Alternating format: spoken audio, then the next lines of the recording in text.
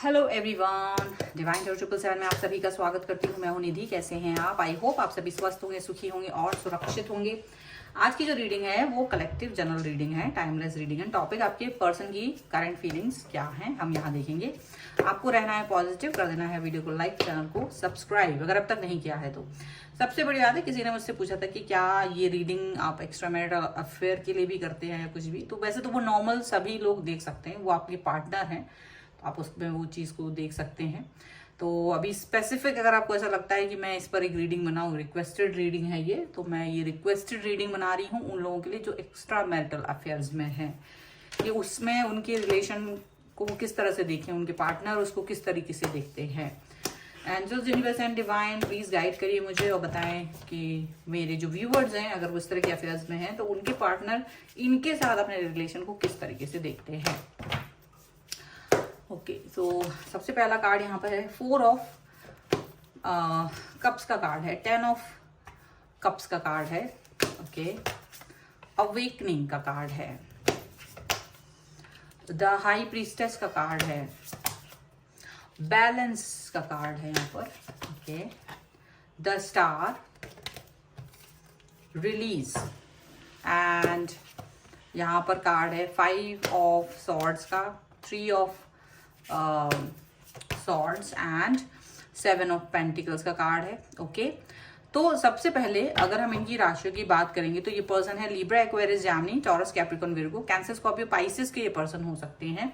और यहाँ जो कार्ड्स हैं वो है 7 of wands, 9 of swords and king of swords का कार्ड है।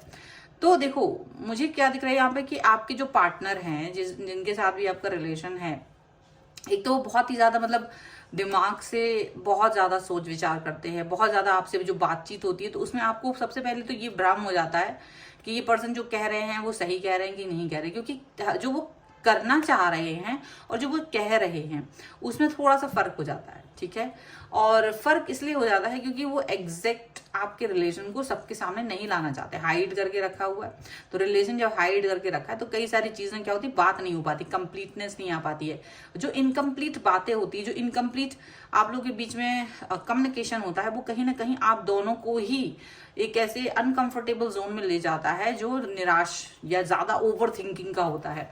तो ये चीज यहाँ पर है कि आप लोग ओवर थिंकर भी हो जाते हो, बहुत ज्यादा चीजें भी वहां पर ऐसी होती है कि समझ नहीं आती है। और अगर इन केस आप लोगों के बीच में कम्युनिकेशन कुछ ज्यादा दिन तक ना हो पाए किसी भी रीजन से, वो आपके रिलेशन को ज्यादातर दिक्कत में लेके जाता है। क्योंकि यहाँ मुझे लग रहा है कि आप लोगों के बीच में आपके जो पर्सन है और आप दोनों की जो इमोशनल नीड्स हैं वो इतनी फुलफिल नहीं हो रही हैं। जो इमोशनल नीड्स होती हैं वो अपने पार्टनर के जो हैं, उनके पार्टनर या आपके पार्टनर वो इमोशनल नीड्स को कंप्लीट नहीं करते, तो वो आप पर अपनी इमोशनल नीड को थोपते हैं और कहीं ना कहीं आप उन पर, ये थोपना शब्द मैंने इसलिए यूज किया है क्योंकि वो आपसे उम्मीद करते हैं, आप उनसे उम्मीद करते हो।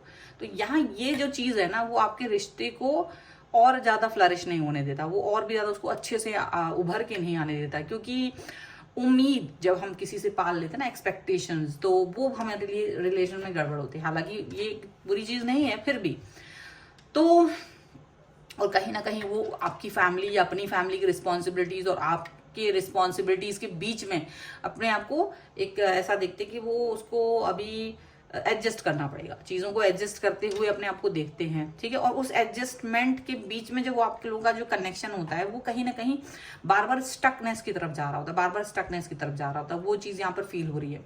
लेकिन ये कोई ऐसी दिक्कत वाली बात नहीं है। मुझे लगता है रिलेशन आप दोनों का जैसा भी है, जिस भी तरीके से चल रहा है, जिस भी तरीके की चीजें आप लोग देख रहे हो यहाँ पर, वो एक अलग ही है, वो बहुत अलग चीज है। पर एक चीज यहाँ पर ये देखने को मिल रही है कि आपके जो पर्सन है वो कहीं ना कहीं आपसे बहुत सारी उम्मीदें रखते हैं, ठीक है। और आप दोनों एक दूसरे को कंप्लीट फील इसलिए कराते हो क्योंकि आप दोनों की लाइफ में नीड है, एक दूसरे की जरूरत है। पर ये होता है कि जैसे आप किसी चीज का आंसर लेना चाहते हो और वो आंसर आपको तुरंत नहीं मिलता है, वो चीजों की उम्मीद तो बांध दी जाती है कि देखो ये चीज होगी, पर अभी कब होगी उम्मीद नहीं रख सकते, उम्मीद आपको नहीं रखनी है। ये चीज होता है, फिर भी बैलेंस करके रिलेशन को चलाया जा रहा है, बैलेंस करके रिश्ते को आगे बढ़ाया जा रहा है, ये चीज यहाँ पर दिख रही है। प्लस ये पर्सन बैलेंस करके ही आगे बढ़ रहे हैं और आप भी इस रिश्ते को बैलेंस करके आगे बढ़े, तो उस बैलेंस करने की सिचुएशन में आप दोनों ही दिखते हो। तो रिश्ता जो है अंडरस्टैंडिंग पर भी, क्योंकि उनके पास जब वक्त नहीं होता है तो वो चाहते हैं कि आप चीज़ों को समझें, आप चीज़ों को अंडरस्टैंड करें, ठीक है। और आपके पास भी कभी कभी यही सेम सिचुएशन होती है कि जब आप चाहते हैं बात करना, कनेक्ट करना, और आप किसी चीज़ में फंस जाते हैं तो आपको वो चिड़चिड़ाहट होती है, बट आपको काम भी करना होता है। अपने जो भी आप जिन भी जिम्मेदारियों को लेकर के चल रहे हैं अपने साथ, उसको कंप्लीट करना भी आपकी ज़रूरत है। वो बैलेंस यहाँ पर लेकिन आप दोनों के रिश्ते में अच्छे से बखूबी निभाया जाता हुआ दिख रहा है, पर उसमें ना टाइम बड़ा कम मिलता है एक दूसरे के लिए। वो चीज यहाँ पर दिखती है कि टाइम बड़ा कम मिल रहा है आप लोगों को, इसलिए भी ये सिचुएशन आती है, नाराजगी हो जाती है, बहुत बार मनाना पड़ता है, रूठ जाते हैं पर्सन। पर ठीक है, वो चीजें मानने वाली सिचुएशन में पहुंच जाते हैं, क्योंकि आप ही उनकी विश फुलफिलमेंट और आप उनकी विश फुलफिलमेंट हो, और वो आपकी, दोनों ही यहाँ पर दिखता है। जब ये पर्सन आपसे मिलते हैं तो वो एक तो बाउंड्री फील नहीं करते हैं आपके सामने, एक ये चीज़ है कि भाई वो अपनी बातें हर बात आपसे एक्सप्रेस कर पाते हैं, आप भी अपनी हर बात एक्सप्रेस कर पाते हो। आपको क्या नीड है, आप क्या चाहते हो, आपकी बिहेवियर क्या है, आपको किस तरीके की चीज़ें चाहिए लाइफ में, आप किस तरह से लाइफ को आगे देख रहे हो, वो सब चीज़ें आपको कहीं ना कहीं ये फील करा देती हैं कि हाँ, मुझे ये रिश्ता किस तरीके से आपको दिख रहा है, मतलब ये चीज आपको दिखाई देती है, ये बहुत अच्छी बात है। और साथ ही साथ में आपके जो पर्सन हैं वो आपसे बात करने के लिए, वो आपसे कनेक्ट होने के लिए बहुत सारी एफर्ट्स लगाते हैं जो आपको नहीं दिखते हैं। तो ये एक नाराजगी का कारण उनकी तरफ से बन जाता है कि उनको वो जब वो कहते हैं कि मैंने बहुत एफर्ट लगाए हैं, मैं बहुत मुश्किल से आप तक पहुंच पा रहा हूँ या पहुंच पा रही हूँ, आपसे कनेक्ट होना, आपसे बात करना ये बहुत मुश्किल है मेरे लिए कभी कभी, तो वो चीज़ पर क्या होता है, आपको ट्रस्ट नहीं आता। क्योंकि ट्रस्ट इसलिए नहीं आता क्योंकि आपको लगता नहीं ऐसे कैसे हो सकता है, देखो मैं तो फ्री हो जाता हूँ या हो जाती हूँ, ये वो दुनिया भर का। तो ये थोड़ा सा एक क्लैश का कारण यहाँ मुझे दिखाई दे रहा है आप लोगों के बीच में। यहाँ एक अलग चीज ये भी दिख रही है कि फिर भी आप लोग अपने अपने जीवन में बहुत खुश नजर नहीं आ रहे हैं, और जब वो जीवन में आप बहुत खुश नजर नहीं आते हैं तब आप रिश्ते को जिस तरीके से देखते हैं, रिलेशन को जिस तरीके से आप लोग देख रहे होते हो, वहां एक दूसरे को हीलर की तरह देख रहे थे एक दूसरे को। जैसे कि ये व्यक्ति आएगा तो ये मेरे जख्मों पर मरहम लगाएगा, वैसी वाली सिचुएशन आप दोनों की एक दूसरे के लिए है। और एक दूसरे से ये आप ये काम बहुत अच्छे से करते भी हैं, कोशिश भी करते हैं, ठीक है। ये नॉट फॉर एवरीवन, ये चीज़ हर किसी के लिए नहीं है, लेकिन उम्मीद यही रखी जाती है आपसे कि आप आएँ और उसके लिए एक रिलीफ का काम करें और वो भी आपके लिए रिलीफ का काम करें। तो ये इक्वल गिव एंड टेक है। अगर आपके साथ में ये बैलेंस नहीं बन रहा है तो इस पर वर्क करना आपको ज़रूरत है। बहुत इंतज़ार किया है, बहुत इंतज़ार के बाद ये चीज़ें आई हैं आप लोगों की लाइफ में, बहुत इंतज़ार के बाद ये चीज़ें बेहतर तरीके से आपके पास या आपकी लाइफ में आती हुई नज़र आ रही हैं, ठीक है। ये चीज़ भी यहाँ नज़र आ रही है।